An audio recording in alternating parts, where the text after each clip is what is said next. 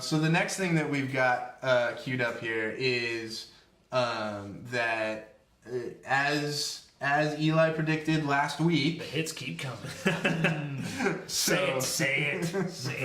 so Sony has come in and purchased OnLive. Yes. What is OnLive? Which is another step forward. What is it? What do they do? Conquering the game. Yeah, but what do they do? They stream games, streaming. Eli. Yes, they stream games over the cloud. That's what OnLive does. And who bought them? Sony. For what? Their patents. That gives them two now. Two cloud-based game streaming platforms. Right. Two feathers in their cap. Physical media is dead. Next console, it's done.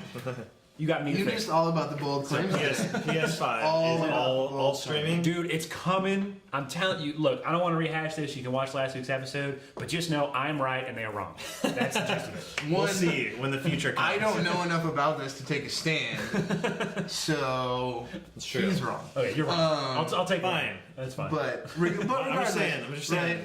Azure. No more comment on that. I could go down a dark road. Dark road.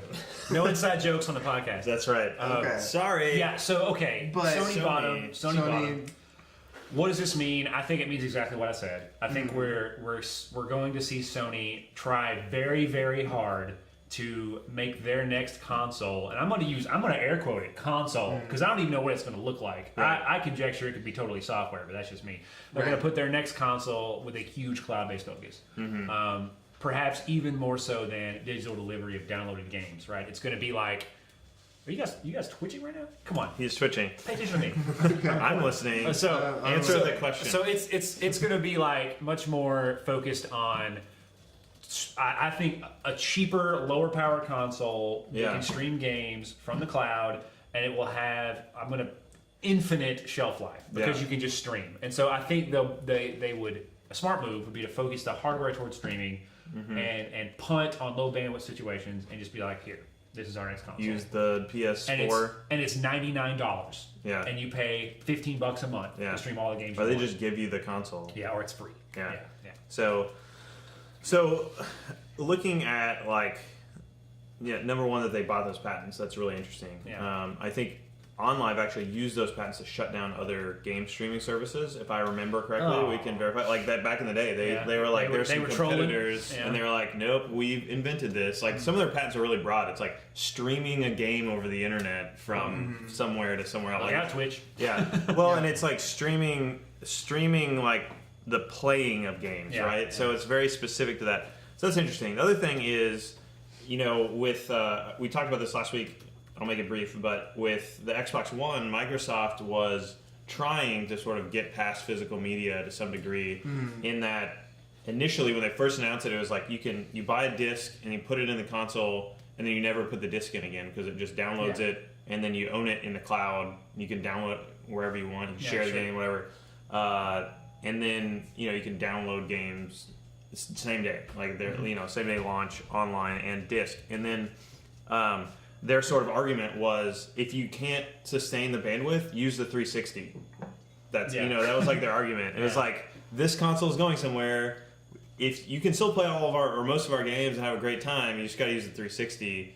And so I wonder if Sony will do that. Maybe Microsoft will do that next time, where it's like, this is the streaming console. This is the high bandwidth customer console. Everybody else use the Xbox One and PS4. Yeah. The future is here and we're not waiting for you, kind of thing. I think they're going to have to drag the consumer base in kicking and screaming. Yeah. It's almost, it's a very Apple move, right? Like, hey, we're ditching a CD-ROM drive. Everybody complains. Now we all own MacBooks. So look how it happened. And I think I would not be surprised to see the same thing happen. But I think you've got to see it from Sony, because they've traditionally been pretty rigid on, we're doing it, shut up. Whereas I think Microsoft's a lot more willing to fold. I don't want to have this discussion again. Nope. Watch last week's episode. It's interesting. Watch it. You can get points for Eli. But exactly. But that's one for me. I'm going to keep it tally. That's right. Great. So that's one, and you've made bold claims today. So we'll keep. I'm going to keep making bold claims. We'll keep scoring. I need to come up with bold claims of my own. So we had a request on Twitch, and I think this is a really good one for next week, that we do some sort of call-in system so that other people can comment on what we're commenting on. I don't want to talk to those people. Yes, you do. Okay. No, it's fine. It's a good Sure, idea. That was but a I think it's a joke, good idea. people. So for everyone watching, we will work on that for next week. But there's a hard and fast rule though. They Yeah. can't challenge me. They can't beat you if they challenge you. Right. And next week, Drax is going to be here next week with us. So Wow. that's exciting. Oh, that's cool. Can we fit- Special guest. Can we Yeah, fit 4 special people in the guest. frame? We'll try it. There's somebody Otherwise, with friends. otherwise we're kicking somebody out. We'll tag team it. It'll be like we'll just tag him in. That's right. Exactly. That's right.